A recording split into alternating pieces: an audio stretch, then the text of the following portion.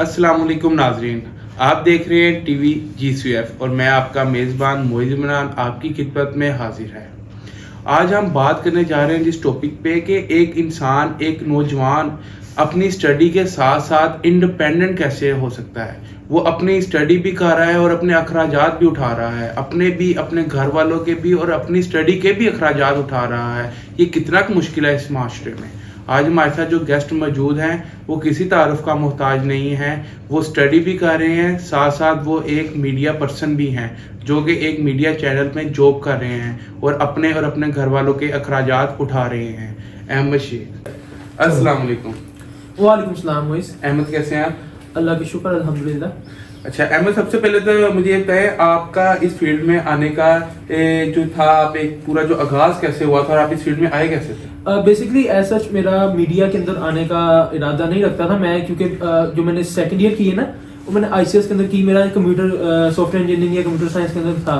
फिर इस तरह हुआ कि कुछ कोरोना आ गया, कोविड के दिनों में काफ़ी मसले मसाइल थे। फिर यूनिवर्सिटीज़ के एडमिशन खुल गए थे, तो मेरे कुछ चंद दोस्त हैं जो जा रहे थे, तो मैंने भी मैथ्स कम्युनिकेशन में ऐसे ही अप्लाई कर दिया क्योंकि मेरा भी अब्रॉड का भी बीच में था माइंड। मैंने कहा मैथ्स कम्युनिकेशन करके तो आगे फर्दर कंटिन्यू कर लेंगे। मैथ्स कम्युनिकेशन करनी शुरू की है तो कुछ सेमेस्टर गुजरे हैं, कुछ एक दो में असाइनमेंट्स में नहीं है उसके अंदर, जिसके अंदर उन्होंने कहा कि आपने मीडिया के मुतल्लक करके आना है काम, जिसमें हम अपनी ज़ुबान में एज लाइव कह देते हैं। कुछ न्यूज़ पैकेजेस हमें मिल गए थे, तो इस सिलसिले में मैंने फिर कुछ मेरे एक दो और दोस्त थे, उनसे मैंने मशवरा किया कि यार मैं इंटर्नशिप के सिलसिले में ना जाना चाह रहा हूँ। उन्होंने कहा हम भी आपके साथ चलते हैं। तो इसी तरह मैं फिर एक डिवीजन लेवल का चैनल था, उसमें मेरी स्टार्टिंग हुई इंटर्नशिप की। तो मेरे चंद दोस्त मेरे साथ थे, तो बस शुरू किया तो फिर हो गया। अल्लाह फैसल। अच्छा, आप देखने वालों को बताएं कि इस फील्ड में आने के लिए कौन सी स्टडी ज़रूरी है या कौन सी ऐसा क्या नाम है डिग्री है जो लाजमी होनी चाहिए था? बेसिकली जो जर्नलिज्म की डिग्री है ना, जो मतलब जिसमें आप किसी भी न्यूज़ चैनल में कोई एंकर पर्सन बन सकते हैं, इसके लिए कोई खास डिग्री नहीं है कि जिस तरह आपके एक तो मैथ कम्युनिकेशन है ना, ये तो आप है ही इस चीज़ की, मगर ये नहीं कि अगर आपने नहीं की तो आप नहीं आ सकते। आप कोई भी BS आपने किया हुआ या आपने कोई भी डिग्री की है उसके बाद आप कर सकते हैं। सारा डिपेंड्स करता है आपके स्किल्स के ऊपर। जो वैसे इसकी प्रोफेशनल जो डिग्री आप काउंट करते हैं वो एक BA जर्नलिज्म है और एक मैथ्स कम्युनिकेशन है, और इसके बाद आप इसमें MA भी कर सकते हैं। तो मैथ्स कम्युनिकेशन एक मेन डिग्री है। मैथ्स कम्युनिकेशन सिर्फ एक मीडिया के लिए नहीं, इसके अंदर टेली कम्युनिकेशन के साथ साथ काफ़ी सारी चीज़ों में आगे आप जा सकते हैं। वास्ट फील्ड है। अच्छा, तो अहमद ये बताइएगा कि इस फील्ड में, मीडिया की फील्ड में जब आप आए हैं शुरू में, तो आपका तजुर्बा कैसा था या किन ऐसी मुश्किलात का आपको सामना करना पड़ा? तजुर्बा कोई ऐसा सच मेरा अच्छा नहीं था। बहुत लोग मिले डिमोटिवेट करने वाले, अलबत्ता फ्रेंड्स अच्छे थे, दोस्त अच्छे थे, मेरे घर वालों ने सपोर्ट किया था, वो अभी भी सपोर्टिव है मेरे साथ। मगर ये कि इस फील्ड के अंदर सबसे ज़्यादा मसला ये था कि यहाँ पे ना मोटिवेट नहीं करता था। जो पहले ही किसी मुकाम पे पहुँच चुका था वो ये नहीं चाहता था कि मेरे मुकाबले में कोई आए। स्टार्टिंग मैंने एज अ न्यूज़ रिपोर्टर की थी एक जनरल बीट के अंदर। अच्छा अहमद, आप ये बताइए ये मीडिया की जो फील्ड है इसमें का पैसा भी है कि सिर्फ और सिर्फ एक फेम होने के लिए लोग इस फील्ड में आते हैं? देखिए, अगर पैसे की अगर बात करें ना इस फील्ड के अंदर, तो पैसा इस तरह है कि अगर तो आप स्टार्टिंग है बिल्कुल, आपको कुछ साल, एक दो साल आपको ज़रा मुश्किलात का सामना करना पड़ता है क्योंकि आप एक जनरल रिपोर्टर की तरह जाते हैं। हाँ, फेम आपको मिल जाता है, आप टीवी पे आते हैं, लोग आपको पहचानने लग जाते हैं कि हाँ ये एक फलाना रिपोर्टर है। और अगर आप फेम के लिए आ रहे हैं तो फिर भी गुड है, अगर पैसे के लिए आ रहे हैं तो शुरू में थोड़ी मुश्किलात है। हाँ, टाइम के साथ साथ जिस तरह आपका रुझान चलता रहता है पढ़ाई की तरफ, और साथ साथ आप अगर आप इस चीज़ में आते हैं ऊपर और आप किसी जगह पर पिक हो जाते हैं तो आप इसमें बड़ा अच्छा रह सकते हैं। अच्छा, हमें ये बताइए स्टडी के साथ साथ ये जॉब को मैनेज करना कितना मुश्किल है? जॉब, स्टडी के साथ साथ जॉब अगर आप करने वाले हो तो आप मैनेज कर सकते हैं। कई लोग बहाना बनाते हैं कि मैं सिर्फ पढ़ रहा हूँ, मैंने सिर्फ स्टडी करनी है, मैं काम नहीं कर सकता। मेरा ख्याल से वो लोग लेम एक्सक्यूजेस करते हैं, वो झूठे एक्सक्यूज करते हैं। आप मैनेज कर सकते हैं पढ़ाई के साथ, क्योंकि यूनिवर्सिटीज़ के अंदर अगर आप फर्दर अगर आप जाते हैं ना, तो मेरा नहीं ख्याल कि सिर्फ आपको पेपर्स के अंदर पढ़ना पड़ता है, या क्लासेस अगर आपने लेनी है थोड़ी सी अटेंडेंस मेंटेन करके साथ साथ थोड़ा थोड़ा पढ़ के आप अपना सर्कल चला सकते हैं। स्टडी पे कितना आपका खर्च होता है इस जॉब को लेकर? होता है हज, मगर ये कि मुझे रातों को पढ़ना पड़ता है उस हवाले से, काम से ज़्यादा जब आप जॉब से अपनी ड्यूटी से आते हैं उसके बाद आपको फिर एक दिमाग में एक चीज़ होती है कि मैंने घर जाके यूनिवर्सिटी के लिए भी कुछ ना कुछ तैयार करना है। तो अहमद, आप क्या देखते हैं, आपका फ्यूचर क्या है इस फील्ड में? इस फील्ड में जो आने वाले नौजवान हैं उनको इस फील्ड में आना चाहिए, उनका कोई फ्यूचर सिक्योर है इस फील्ड में?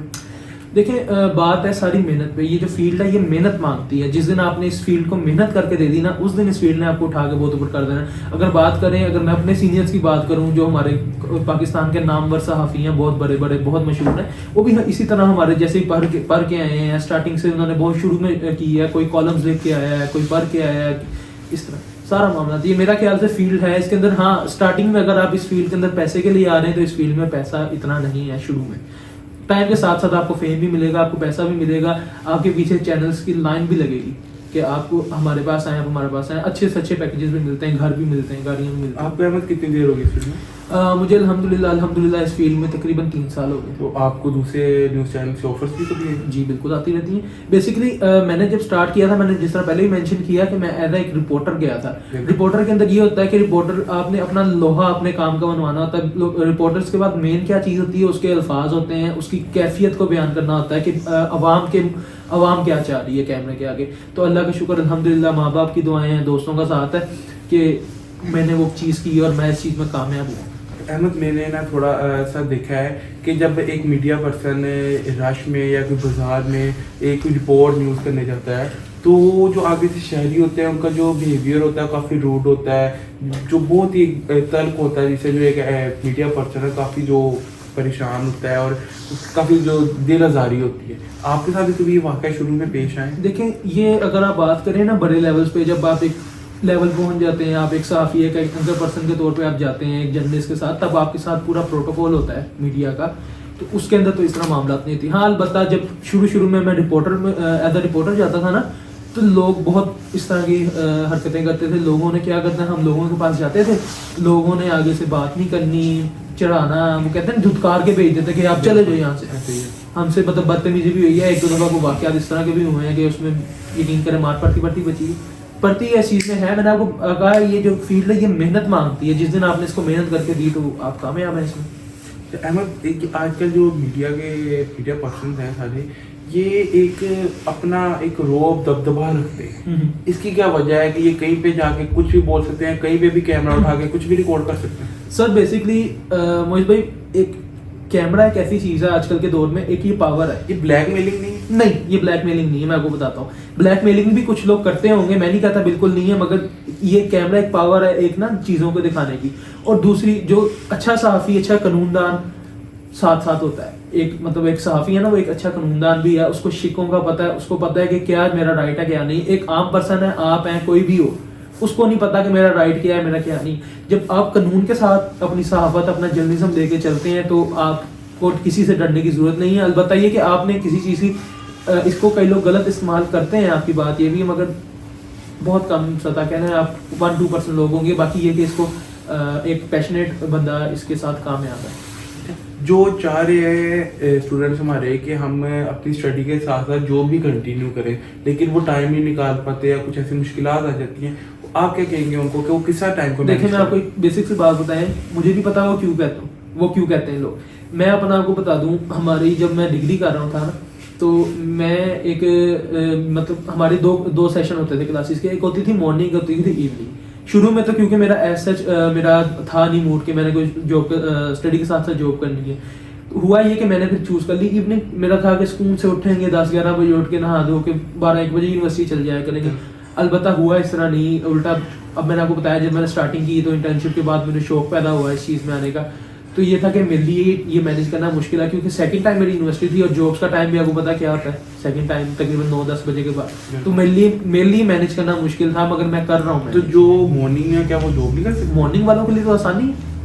मैं ये तो कह रहा हूँ, जो सुबह टाइम पढ़ रहे हैं, 8-9 बजे आगे पढ़ते हैं, 10-11-12 बजे वो फ्री हैं, उनके लिए तो आसानी है। अगर मैं इवनिंग में होने के बावजूद सब कुछ मैनेज कर सकता हूँ, तो और भी मेरी क्लास में लड़के हैं वो ये सब मैनेज कर रहे हैं, मगर वो फिर बाकियों के पास लेम एक्सक्यूजेस हैं, बहाने हैं। अच्छा अहमद, लास्ट में आप हमारी यंगस्टर्स को क्या पैगाम देना चाहेंगे? अच्छा, मैं यंगस्टर्स के लिए सिंपल पैगाम ये है कि मेहनत है, आपने एक कॉल भी है, मेहनत में अजमत है। जिस दिन आपने मेहनत करनी शुरू कर दी, उस दिन आपने सारे आपके मामला तय हो जाते हैं।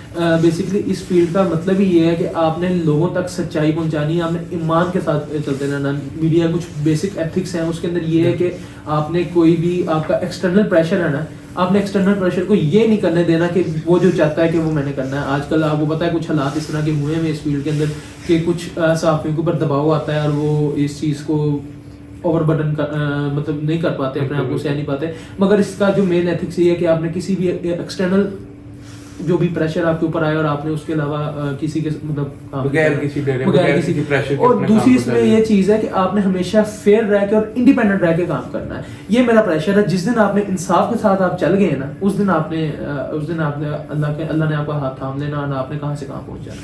चलें, बहुत शुक्रिया अहमद, आपने बहुत हमें अपने शुक्रिया। कीमती वक्त से थोड़ा सा टाइम Thank you निकाल so के much. दिया।